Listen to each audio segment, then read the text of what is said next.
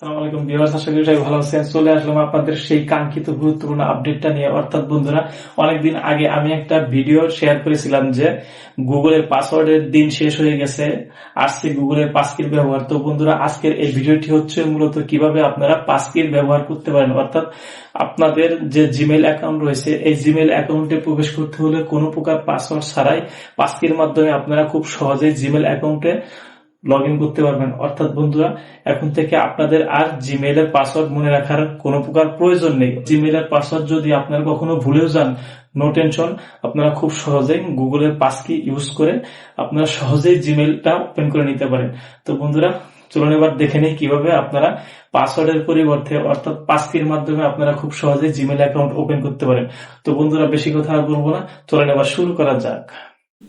This is my channel A.Teck-Info. Please subscribe and click the bell icon that you will receive my updated video first. বন্ধুরা, আমরা প্রথমে জিমেইলে প্রবেশ করি এবং দেখেন বন্ধুরা, জিমেইলের উপরের কর্নারে যে জিমেইলের লোগোটা রয়েছে, আমরা এই লোগোতে ক্লিক করে দেই।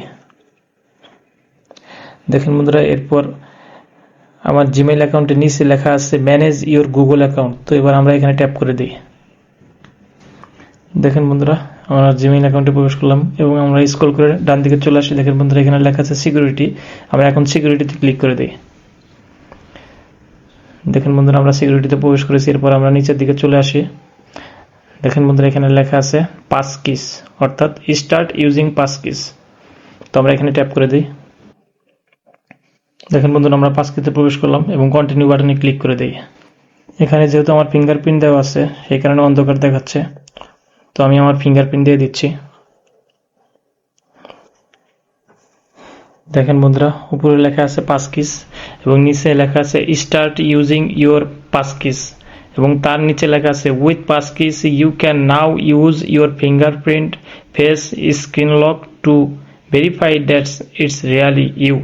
অর্থাৎ এই জিমেইল অ্যাকাউন্টটা যে আপনার, এটা পাসকির মাধ্যমে সহজেই ভেরিফাই করা যাবে। এখন ইউজ পাসকিতে ক্লিক করে দিই।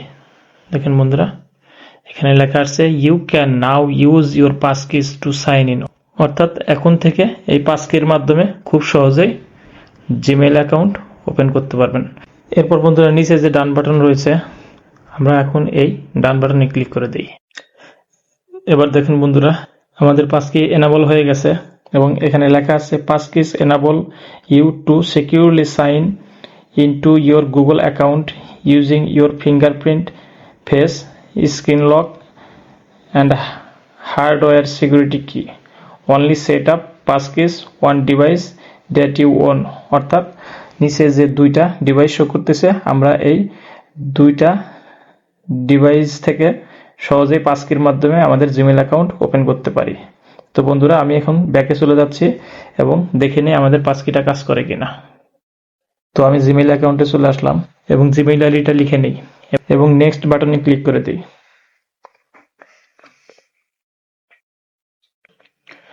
দেখেন বন্ধুরা, এখানে দুটো অপশন রয়েছে।